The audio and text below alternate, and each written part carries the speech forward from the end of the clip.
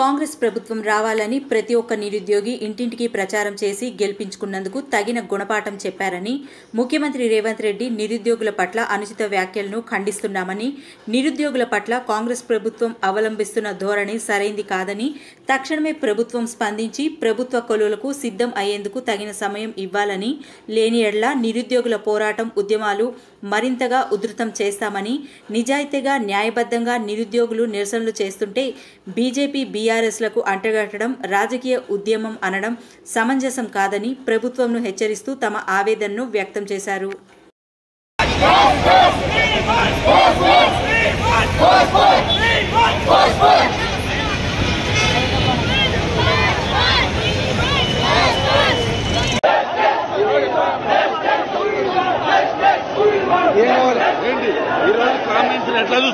ఇది గ్రూప్ 2 పోస్టుల పెంపు గురించి, గ్రూప్ 2 డిసెంబర్ ఎగ్జామ్ పెట్టడానికి జరుగుతున్న స్ట్రైక్. ఇదంతా ఇక్కడ విద్యార్థులు మాత్రమే ఉన్నారు, ఏ ప్రతిపక్ష పార్టీలు లేవు. చదువు రాని వాళ్ళనే రోడ్డు ఎక్కుతారు అని మాట్లాడుతూ చదువుకునేటోళ్ళే. మీ ఎమ్మెల్యేలకు కూడా ఇంత పరిజ్ఞానం లేదు. అంత పరిజ్ఞానం ఉన్నది ఇక్కడ ఉన్న వాళ్ళందరికీ. 5 సంవత్సరాల నుంచి చదువుతున్న విద్యార్థులు వీళ్ళందరూ గత సంవత్సరం జరగాల్సిన గ్రూప్ 2 జరగకుండా ఆపినందుకు మీరు కృషి చేసిరు. అప్పుడు వాళ్ళు చక్కగా పెట్టారు అని చెప్పి మీరు కూడా మాకు సపోర్ట్ ఇచ్చారు. కాంగ్రెస్ పార్టీ పోస్టులు పెంచుతామని హామీ ఇచ్చిందే రేవంత్ రెడ్డి. జాబ్ క్యాలెండర్ అంటుండు. జాబ్ క్యాలెండర్ మాకొద్దు, కొత్త వాళ్ళకి ఇచ్చుకోండి. మాకు గ్రూప్ 2 పోస్టులు పెంచాలి. కాంగ్రెస్ ప్రభుత్వం ఏర్పడడంలో ఇక్కడ ఉన్న విద్యార్థులందరూ కీలకమైన పాత్ర వహించారు. మా మెయిన్ డిమాండ్ గ్రూప్ 2 పోస్టులు పెంచాలి, గ్రూప్ 3 పోస్టులు పెంచాలి, గ్రూప్ 2 డిసెంబర్ లో పెట్టాలి. నికార్సైన విద్యార్థులు వీళ్ళందరూ కూడా రాజకీయ పార్టీల నుండి నడిపిస్తున్నారు. ఎవరు లేరు. బీజేపీ వాళ్ళు వస్తే కూడా విద్యార్థులే వాళ్ళందరినీ పంపించేసారు. ఇక్కడ ఉన్నది ఓన్లీ విద్యార్థులు మాత్రమే.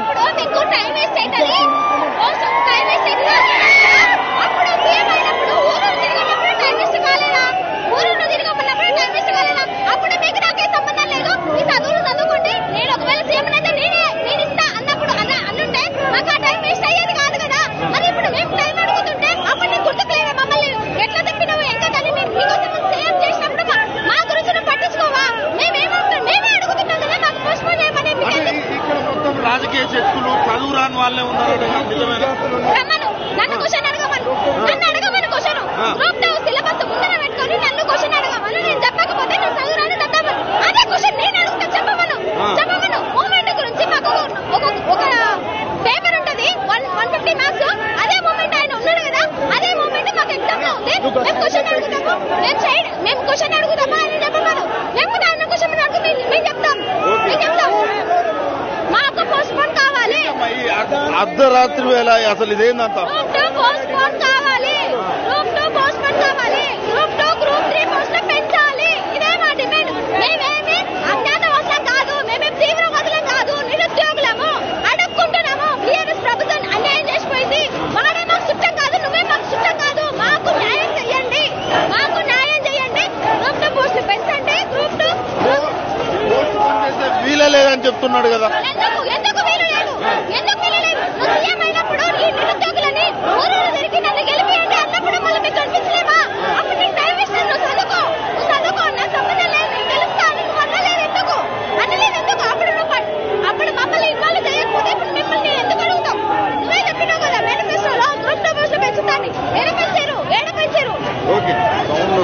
చెప్పండి. సీఎం రేవంత్ రెడ్డి గారు, మీరంటే మాకు గౌరవం ఉన్నది, మీరంటే మాకు ప్రేమ ఉన్నది. ప్లీజ్ సార్, మేమెంతో మీరు అంటున్నారు అశోక్ సార్ మీరు డబ్బుల కోసం చేస్తున్నారని, మోతీలాల్ అసలు అప్లై చేయాలని చెప్పగా అసలు ఎవరో తెలియదని నేను చెప్తున్నా సార్. నాది ఒక ట్రైబల్ ఏరియా. నేను ఆదిలాబాద్కి వెళ్ళి వచ్చిన 2 రూపాయలకి వడ్డీకి తీసుకొని డబ్బులకు వచ్చినా సార్. నేను చెప్తున్నా, నేను 2-3 రోజులు విద్యాశాఖ కార్యాలయానికి వస్తే మీ పోలీసులు మీ వ్యవస్థ నన్ను అరెస్ట్ చేసింది సార్. నేను చెప్తున్నా, ఇంతమంది 3 లక్షల నిరుద్యోగుల కోసం మీరు అన్నారు కానీ ఆర్ట్స్ కాలేజ్ ముందట పర్మిషన్ ఇస్తాను సార్. హరీష్ రావుకో, ఏ కేసీఆర్ కో, ఏ కేటీఆర్ కో ఇచ్చుడు కాదు సార్. నేను చెప్తున్నా, నేను 100 రోజులు దీక్ష చేస్తా.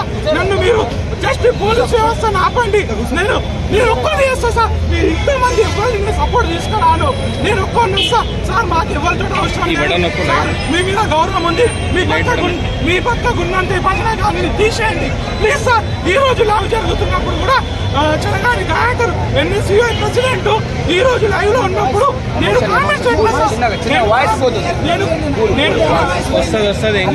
నేను కామెంట్స్ పెట్టినా సార్. 4 months కూడా వచ్చిన ఎన్నో మెసేజ్లు, ఎన్నో కామెంట్స్, ఎన్నో ఏం చేసిన అయినా సార్ నాకు చెప్తున్నా కదా ఓపిక నశించిపోయింది సార్. ఏం చేయాలి అర్థమైతే మెంటల్ టెన్షన్